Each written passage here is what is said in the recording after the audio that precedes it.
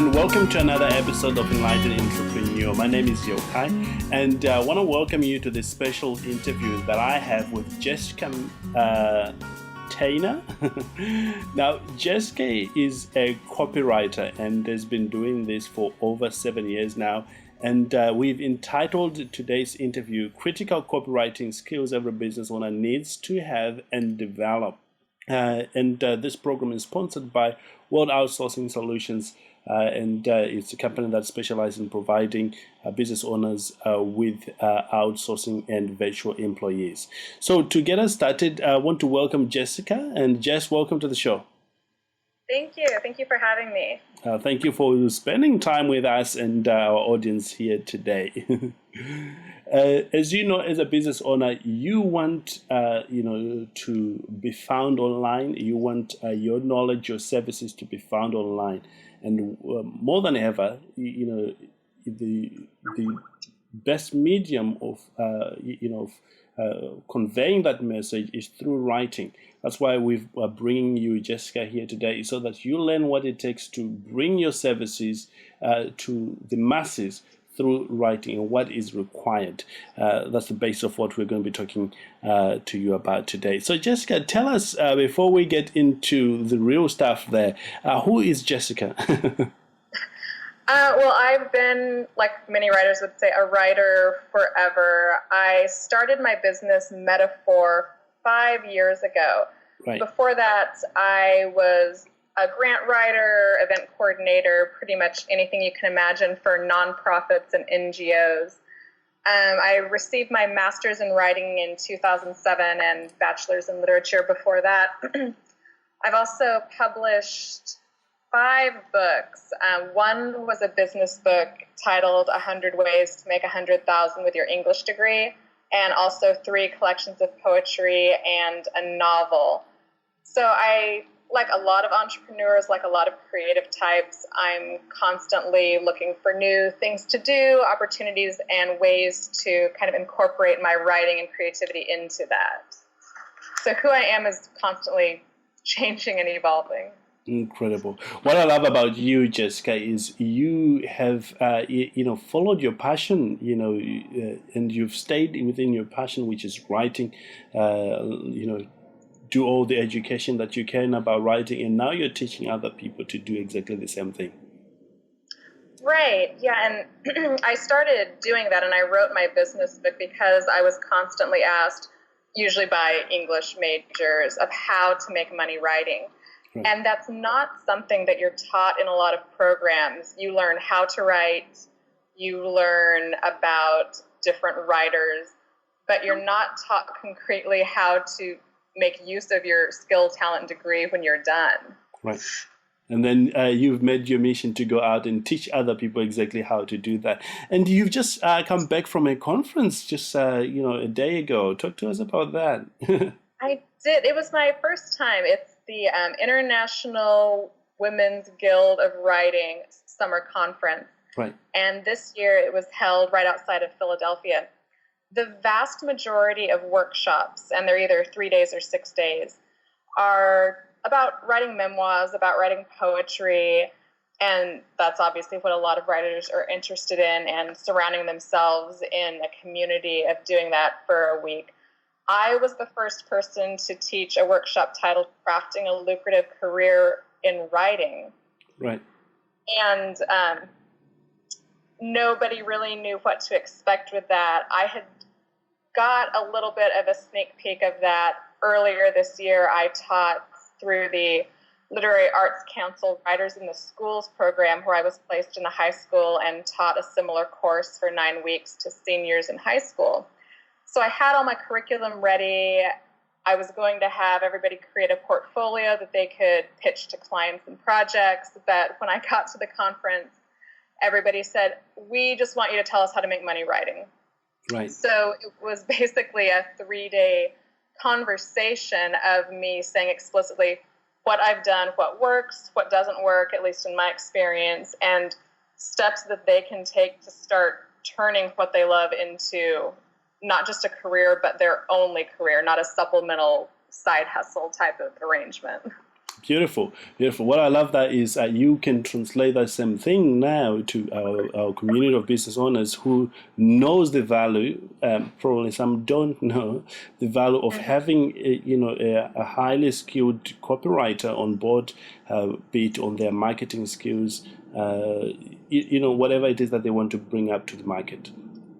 Right, and I'm really hoping and I'm seeing that every business is starting to understand and appreciate the need and return on investment in writing, but it is definitely something that you sometimes need to educate businesses on as well. And that's part of how to make money as well, as telling these potential clients, this is what I can deliver and this is why it's a good investment for you. Absolutely. Incredible. Well, it's obvious to me that you are the go-to person that we need to talk to today when it comes to writing copy online. So just to jump straight into the copy subject of the matter today, Jess, what is the most important skill that a business owner needs to have when it comes to their copy? Definitely when we're talking about online content, which is increasingly going to become the bulk of it. Yes. I think it is search engine optimization or SEO. And for people who don't know what that is, there's a reason why if you Google something like dog grooming London, why certain websites come up first. Obviously now there's some paid ads and they'll pop up first and it will say ad. And a lot of people skim right over that. But besides that, the reason why it comes up first is search engine optimization, which is very complicated and there's a lot of nuts and bolts to it, but a big chunk of it is quality of content and incorporating SEO keywords or key phrases into that. Right. Studies have shown that most people don't look beyond the first handful, maybe 3 to 5 search results. Almost nobody looks beyond the first page of Google search results. So when businesses are wanting to connect with potential customers and clients and they want to build their brand and reputation, the number one thing they can do is invest in search engine optimization, and the biggest bulk of that is online digital content. Incredible. If the business owners are not in a position of investing in that, what skills do they need to develop to bring this to a reasonable stage, so to speak? Well, assigning the strongest writer on your team to creating and managing that content is, of course, number one. Beyond that, though, a lot of small businesses don't have it in the budget to hire a full-time writer. A lot of them don't need it at this point.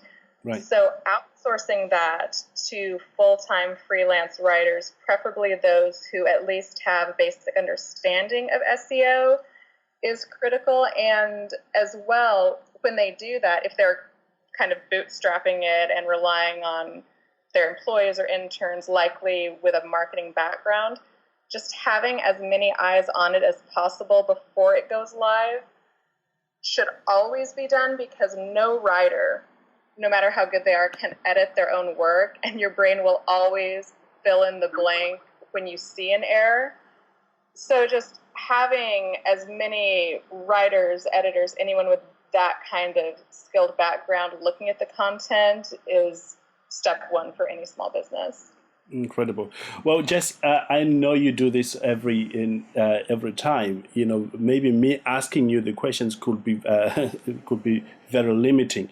If you were to talk to somebody who is looking to be doing this for their business, what are the necessary steps? Would you say, do this, do this, do this, you will have success? Can we talk about that? Yes.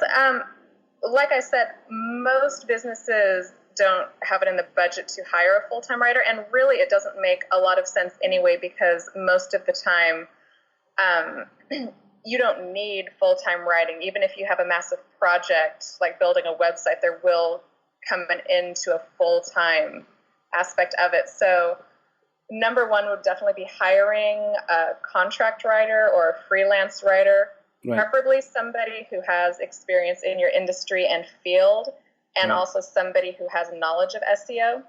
That being said, people ask, what's a quote-unquote good rate for a writer, and there really is no good answer for that. I do recommend only working with someone who charges either per word or a flat rate based on average word counts.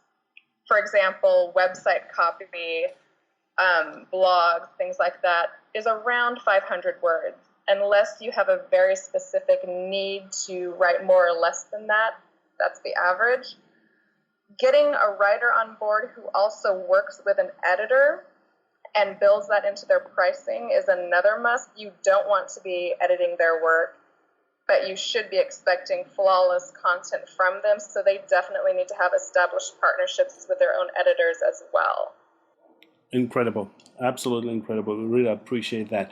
Other than that, is there anything else in your thinking that I should ask you relating to writing before we move on to the next section of our interview? Well, a lot of businesses, they want to know basically what else can a writer offer, and these are add-on or supplemental services. Businesses might, and these are things that you don't think about if you're creating a website from scratch or a major overhaul.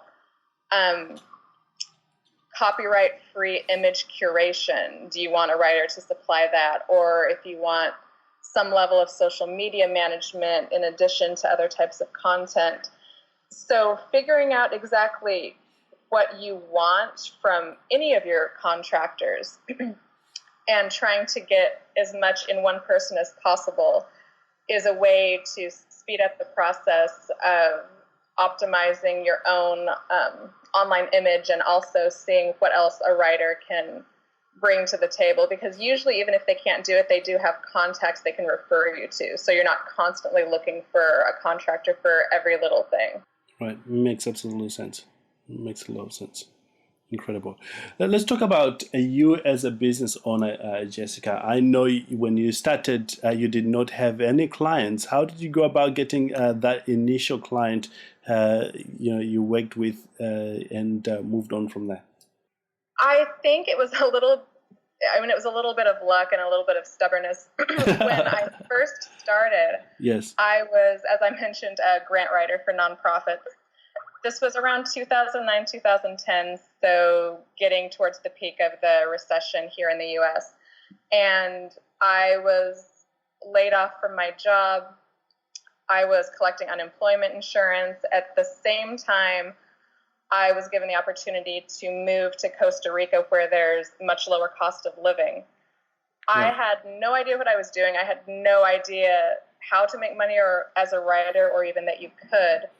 I was looking around on Craigslist for writing gigs that were telecommuting.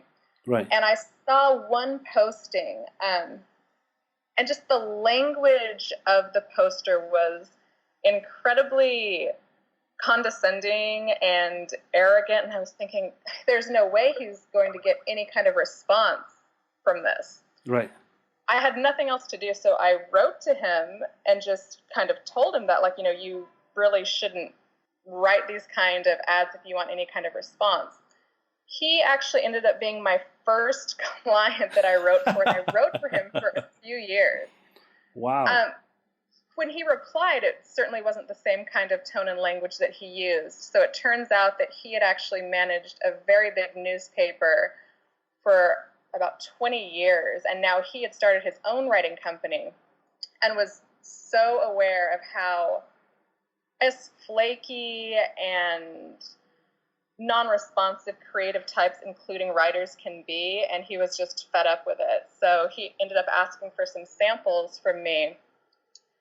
Right. He got a few different writers replying as well, and just pitched them all to his client, and they chose mine over. Initially, they were going to have 2 or 3 writers, and they said, no, we just want Jessica to do it all and keep the same language. Right. And that was, it was just kismet, I think, a little bit in finding him. But I began to understand why you really can make a very lucrative living sitting here and writing up stories. It was for a children's trading card game. Incredible.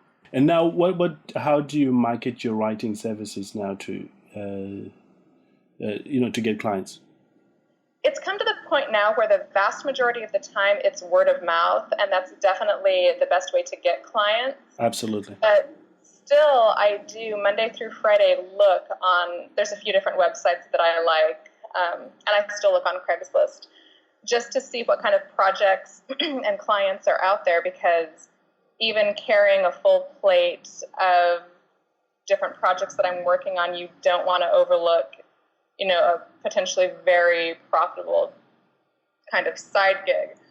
So it's word of mouth, it's having my own online presence, including my website, regularly publishing, and then looking in the traditional platforms that are out there. Incredible. I'm going to talk to the business owners for a moment. I love what you just said there, that in the beginning you just went where people were and were posting the advert. And I think it's a lesson for business owners today. If you are starting out running your own business, you know your skills, you know your why, you know what needs to be done. The next necessary step is to go find where you can find those particular clients. Like Jessica here went to Craigslist, although it was unconventional, but you see, that's where people were posting the advert that, she then went on to reply and try to correct. In fact, one of the things I loved about what you say, Jessica, there is you added value to this particular person and say, don't do it that way, do it this way. And as a direct result of that person became your own client. Is that so? Yeah, yes, that's correct. And the other thing is, when you are talking with clients, or even when you're not even thinking of that, if you look at their content and you see that it's not the best quality, or even worse, there's some typos or things like that, drawing that to their attention and offering your services can be a really easy way to secure either a new client or a new type of project with an existing client. Beautiful. I love that. And also, one of the things you mentioned there, Jess, is, referral are the best types of clients that you can have. It goes back to, for this is for you or as a business owner listening, is, do your very best with the clients you have right now. They in turn will refer you to their network or to the people they know that might need your services.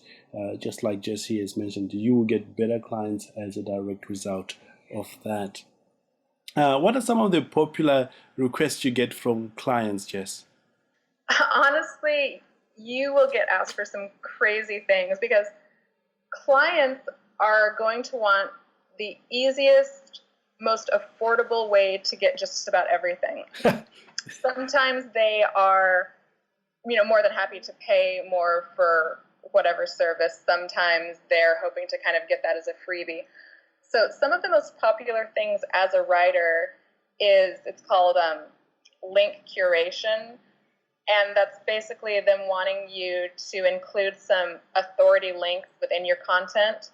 Authority links are really determined by what the client thinks they are. A lot of the times it's a link ending in .gov, .edu. Some clients want you to link to major medias like CNN. Some of them are okay with Wikipedia, some of them aren't.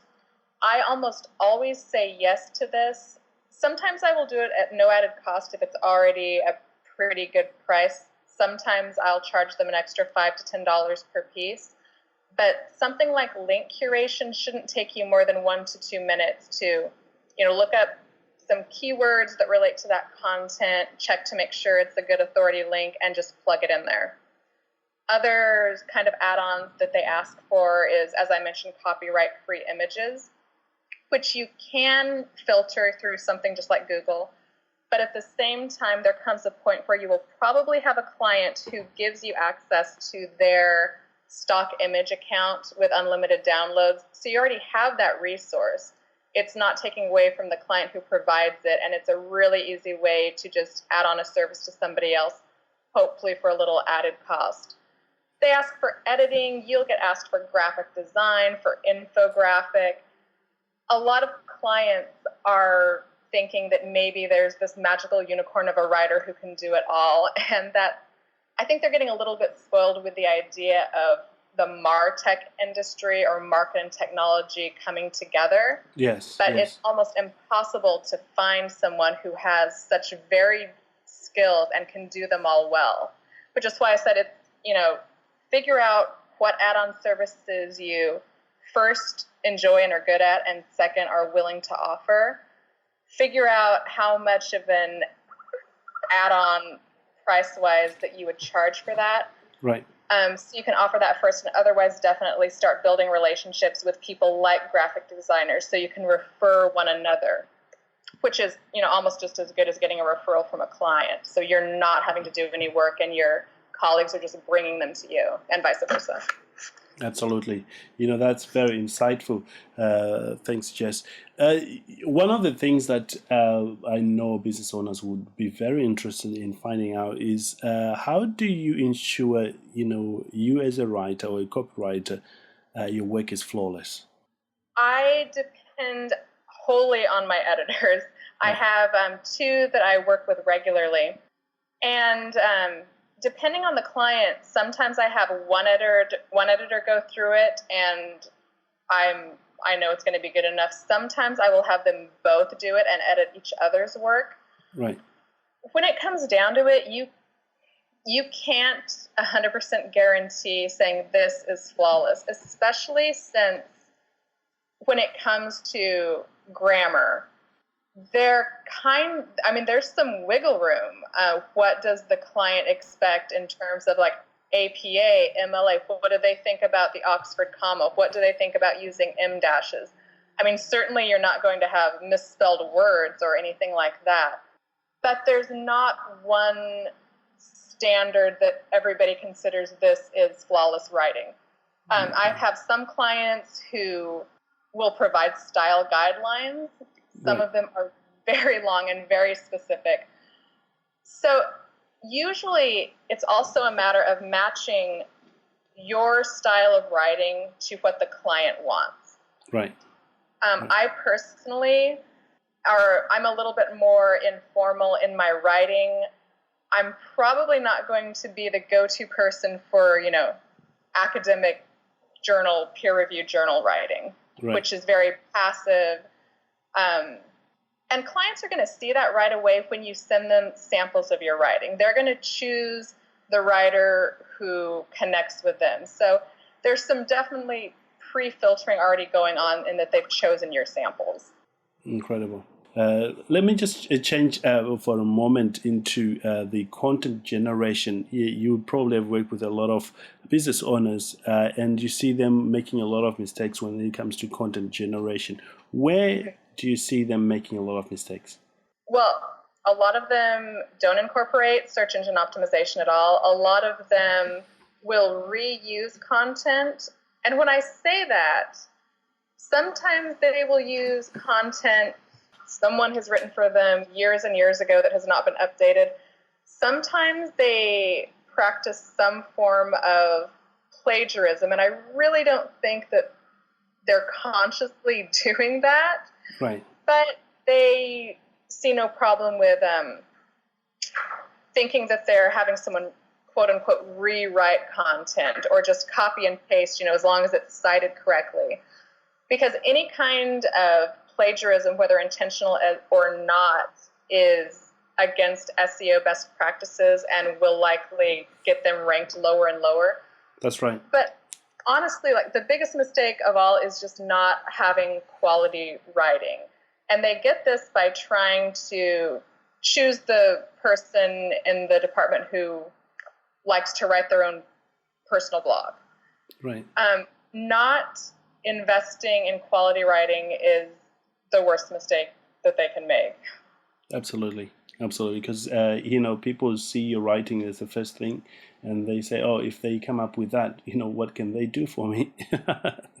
Right. And when it's not professional writing, when there are typos, when there are grammatical mistakes, it's kind of like when you're, if you're online dating, then what are you going to think of the quality of this person if they can't string together a sentence correctly? Correct. But the stakes are obviously much higher with your business.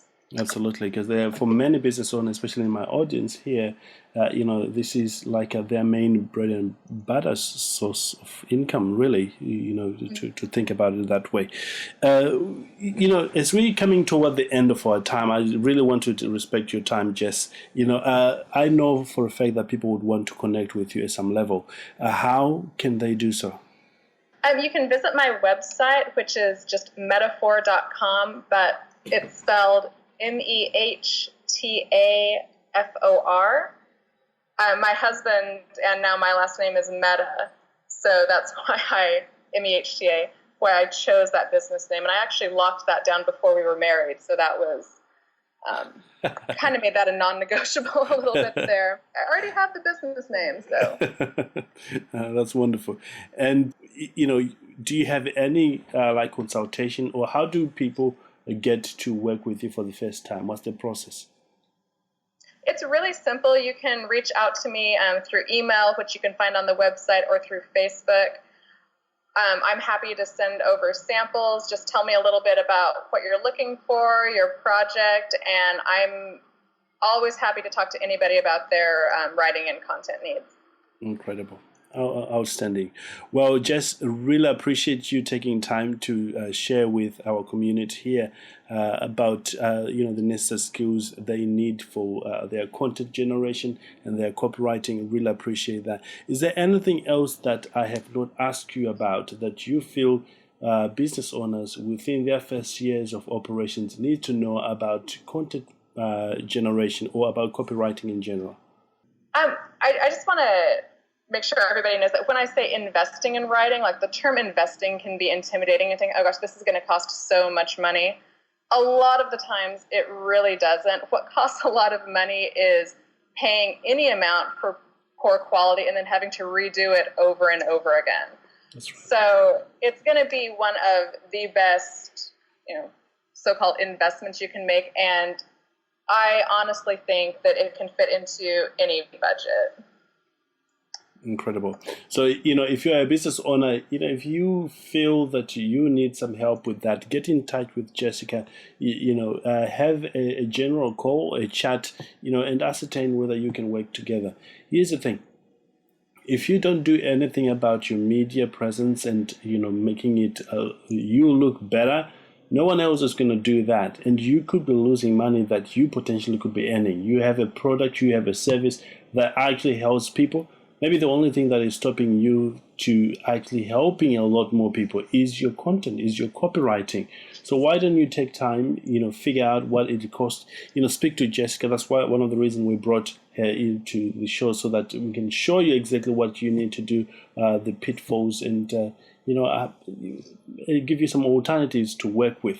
Just do you have any social media presence? I do. I have quite a few. You can find me usually on Facebook.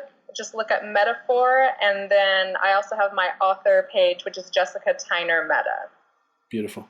Incredible. There you have it. Once again, thank you for joining us. And do take action to what you've been learning here today. I certainly will be taking more action on some of the things that Jessica has been sharing with us. Jessica, once again, thank you for being here with us. Thank you so much. Incredible. And if you are looking to outsource and of more help with your business, maybe just a general virtual assistant, visit this site, www.worldoutsourcingsolutions.com. Alternatively, send an email to support@worldoutsourcingsolutions.com for more help. With that said, have a great day, everyone.